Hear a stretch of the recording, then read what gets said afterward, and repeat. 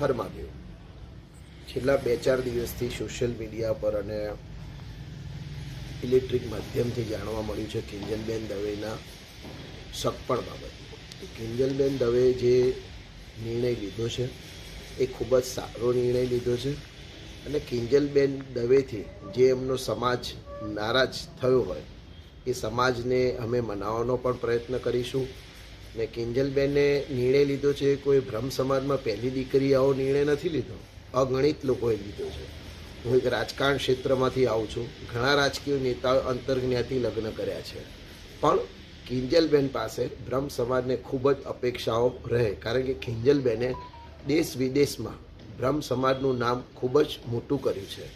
આથી કિંજલબેનના લીધે થોડી સમાજની લાગણી દુભાઈ છે, પણ અમે અમારા સમાજના વડવૈયાઓને વિનંતી કરીશું કે આપણી બહેનને આશીર્વાદ આપે અને એ એના આવનારા દિવસોના અંદર પ્રભુત્વના અંદર ખૂબ સુખી રહે તેવી સમાજ વતી લાગણી એમને મેળવીશું।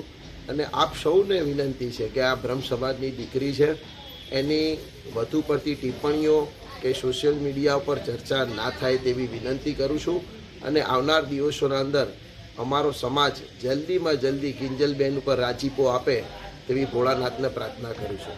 Thank you.